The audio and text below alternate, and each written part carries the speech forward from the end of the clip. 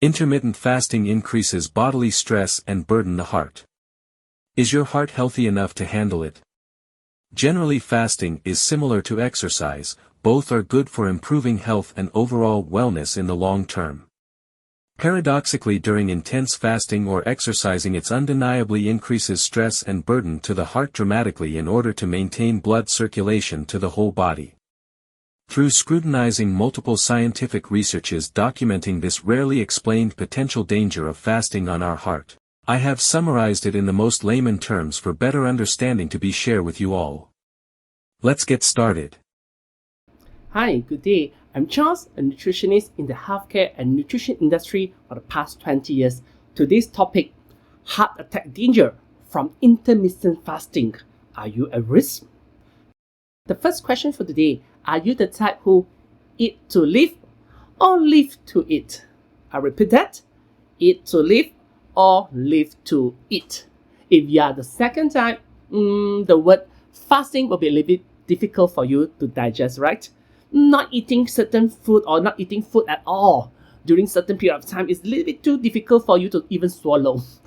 But do you know that our body is programmed with fasting and we are doing it every single day? You might not realize it. You might say that, no, I've been taking my 3 meals a day, breakfast, lunch, dinner, every single day. There's no time that I've stopped eating. If you really think about it, the first meal of the day is called breakfast. And the word you separate into two is break, fast, right? So you're actually breaking the fasting period that you had the night before. So basically our body are programmed in the way that we need to fast every single day. Why we need to fast? That's the reason behind it, because our body requires nutrients and more importantly requires energy for all the body metabolisms, including wound healing, self-growth, just like baby, when you give them milk to drink, but they are not sleeping well, they will not grow. Why they are not growing? You might say that, maybe they can give more milk, then they will grow. They need to sleep, because when sleeping that time itself, they can conserve energy, and all this energy can be utilized for self-growth. And most important thing, a lot of people mistaken that thinking I can eat more food, then I have more energy. Not necessary. Because when you eat more food, you need to invest more energy in the very beginning. That's why after you eat certain food, you feel very tired. Why you have no energy? Because you need to invest energy in order to burn the food, to convert the food into energy. This is what we call TEF, thermal effect of food. For example, you have a piece of meat that gives you 500 calories. The moment you consume it, you will not get 500 first. You need to invest around 10 to 15% of the food calories. Just around 500, you need to invest around 100 to 150 calories in before you will get the final 500 of the meat. It means that when you consume the meat, you need to put in 100 to 150 energy first in order to burn the food, convert the food into the 500 calories. So from 500, deduct you invested 100 to 150, in the end you only get 350 to 400 calories. So you think that, this 350 to 400 is very good enough. Haven't minus our BMR, basal metabolic rate. That means the energy required for basic heartbeat, breathing. So in the end, you don't really get that much of energy. So in order for our body to get sufficient energy, we need to fast. And during sleeping is the best time for fasting, like I mentioned earlier on. So when we are sleeping, our energy expenditure, resting energy expenditure, we call REE. Like just now I mentioned BMR.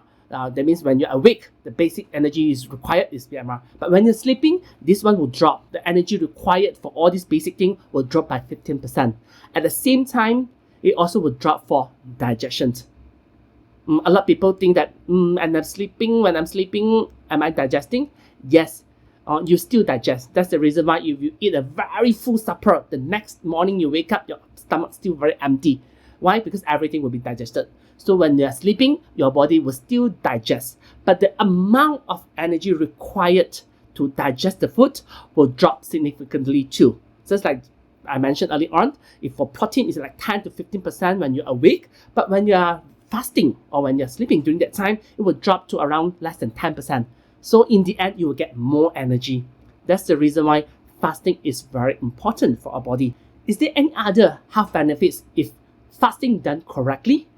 Yes, Scientific research has shown that if you done your fasting correctly, it actually helps in lowering LDL cholesterol. LDL cholesterol is basically a lipoprotein we call a fat or oil transporter, the transporter that carry oil and fat in our bloodstream. And the reason why fasting helps in a way is because when we are fasting, our body will utilize more of the nutrients available in the body because the next meal is not in yet, so our body still requires nutrients. And that's the reason why most of the oil and fat in the bloodstream will be utilized for energy production, for all the metabolism. So when your blood have lesser of the oil, you need lesser transporter indirectly too. So the LDL also will drop in a way. According to this journal, as you can see from the Nutritional Journal, year 2012, this research was done combining intermittent fasting together with calorie restriction among obese women. So from the result, it clearly shows that it helps in lowering total cholesterol and LDL cholesterol at the same time. In conclusion, it's very effective in lowering CHD risk. The second benefit you might notice from fasting correctly will be blood pressure management. Our blood pressure is basically very much related to our blood viscosity. How thick is your blood? So if your blood is very thick, you just imagine if your blood is very thick like tomato sauce, like ketchup, or it's very hard for it to flow in the bloodstream in comparison to soy sauce. So if you fast, what will happen? When you fast well, done it right, so you're not eating food, what happens? All the nutrients in the bloodstream will be utilized. The sugar, the salt, the protein, the carbo, the fat will be utilized by our cell for cell repair and growth. So the viscosity, the concentration of this nutrient in the blood, supposedly like ketchup, tomato sauce, will slowly become diluted like soy sauce. So the pressure involved will also drop. Why? Very simple. If you ketchup itself, you want to pour it out from the bottle, sometimes you need to hit the bottle. You need to have higher pressure to force it out because it's very sticky. But soy sauce, you can easily pour it out. So that's why during fasting itself, it helps in blood pressure monitoring and management. Why? Because it reduces the viscosity of the blood. Then the third benefits will be very similar to the earlier one on blood pressure management. If you've done your fasting correctly, it actually helps improve your insulin sensitivity. Simple. When you're fasting, your body will utilize most of the sugar found in the bloodstream. So with less sugar concentration in the bloodstream, the insulin reactions and sensitivity will increase and improve, just like in the research. This research was published in the American Journal of Lifestyle Medicine in the year 2018.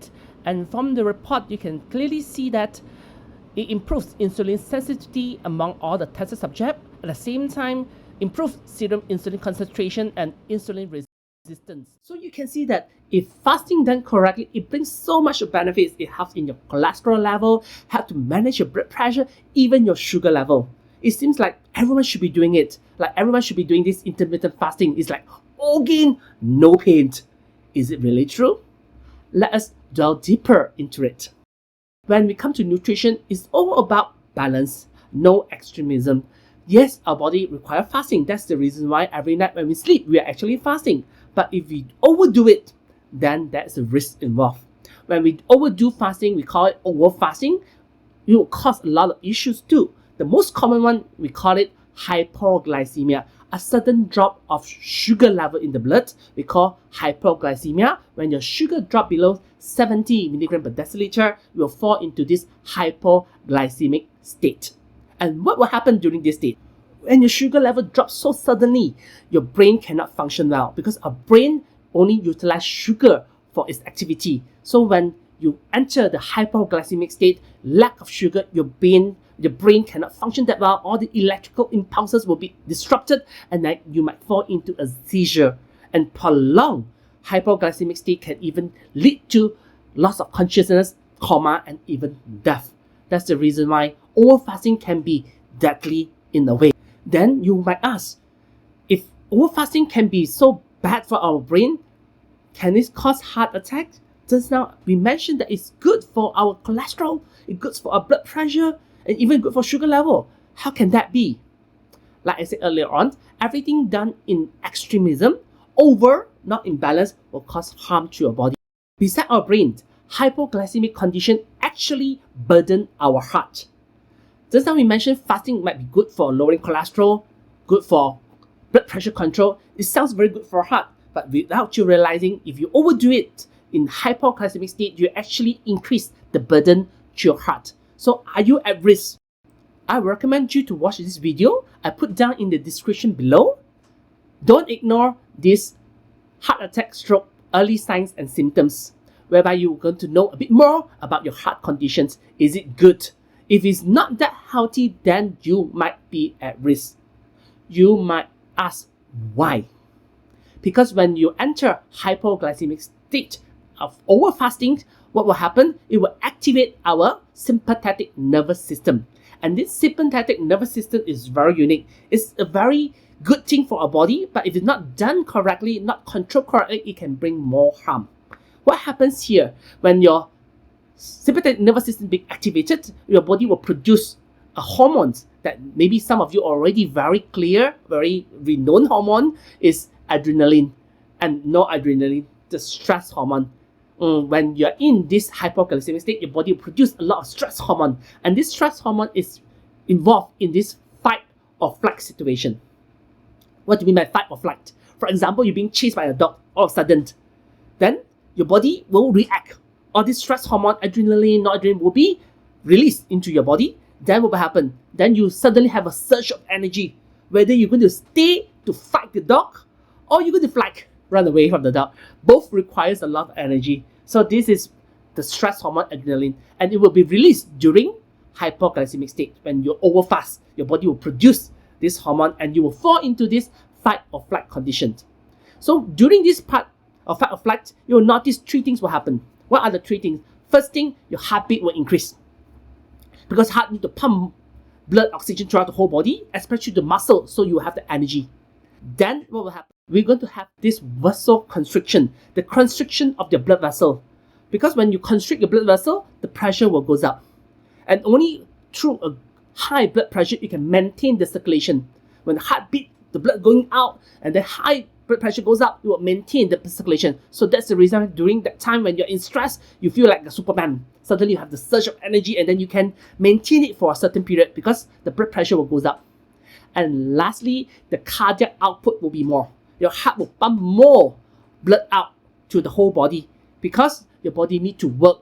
You need to fight or you need to flight. So these three combined together, it actually gives more burden, more stress to your heart without you realizing it. So if your heart is not healthy to start with, then you go overfast, then your body fall into this hypoglycemic state and then release so much of stress hormone.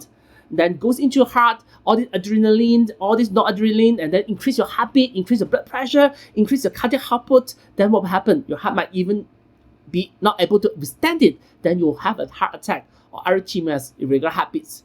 So that's why it's going to increase the burden to your heart if you overfast, and especially if your heart is already not that healthy. Then at the same time, hypoglycemic state also being proven to prolong the QT intervals found in your electrocardiogram, your heartbeat. If prolonged QT, it actually causes a lot of these very serious, even life-threatening arrhythmias.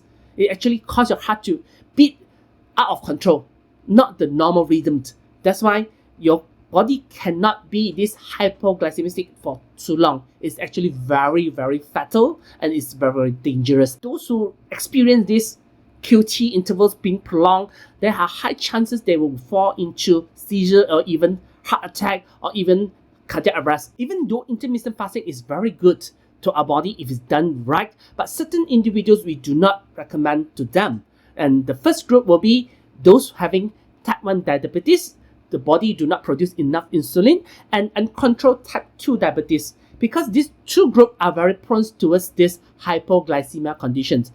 Their blood sugar can fluctuate quite easily and very hard to be managed well. So if suddenly they go into hypoglycemia condition, glycemic situation, it can be quite deadly for them. They might enter into a state we call diabetic ketoacidosis, whereby the body will produce a lot of ketones. The body will use a lot of this fat to produce energy instead of sugar, and this will cause a body build up of ketones. The blood will become very thick and very acidic, and they can even fall into a coma. So that's why for those who are having diabetic issue or being confirmed diabetes, especially type 1 and type 2 that is not controlling well, you are not recommended. Even the Diabetic Association of America do not recommend diabetic patients to go for intermittent fasting because they are very susceptible towards these hypoglycemic situations. Like we mentioned early on, hypoglycemic, if prolonged, will actually cause a lot of issues to your heart.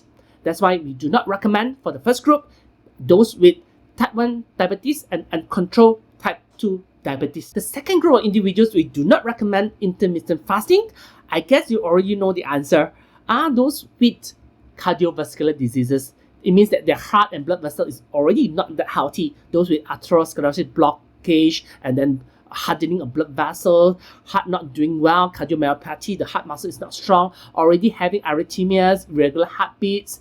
Those individuals we do not recommend that you go for this intermittent fasting because there's a high chance that if you're not doing it well or doing right, you might enter hypoglycemic state. And as we described earlier on, hypoglycemic state will actually cause stress hormone to be released, and then this stress hormone will give more stress to the heart and blood vessels. So we do not recommend individuals with cardiovascular disease to go on this intermittent fasting.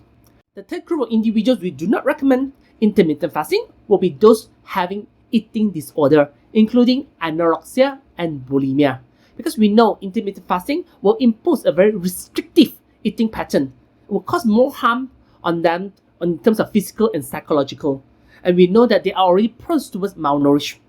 And if intermittent fasting is being carried out, the situation of malnourishment can get even worse. And without sufficient nutrients, the muscle will have this muscle wastage, and then our heart is made from muscle. So we know that if that's the case, the heart will get weaker and weaker, and it can even lead to arrhythmias, palpitation, and even worse, cardiac death.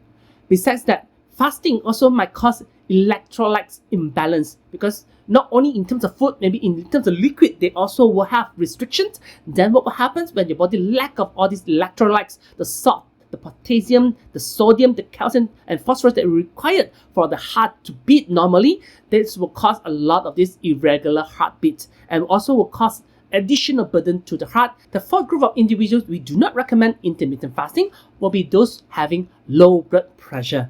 Because during fasting, not only solid food intake will be restricted, liquid also will be restricted too. So they will experience dehydration and electrolyte imbalance, lacking of salt in the body that helps in managing, in controlling blood pressure. And when the blood pressure is low, cannot reach the brain, they will fall into this orthostatic hypotension, whereby they will faint and fall easily. In conclusion, we know that intermittent fasting is actually very good for health.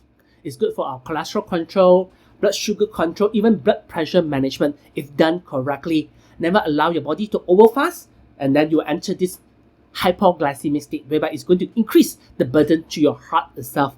So how do we know? How do we know we are entering this hypoglycemic state? Like we discussed earlier on, when it comes to hyperglycemic state, your body will activate this sympathetic nervous system and produce a lot of stress hormone, adrenaline and noradrenaline into your body. Remember we mentioned about the fight or flight thing? Yes, at the same time also will give you other symptoms that you can monitor.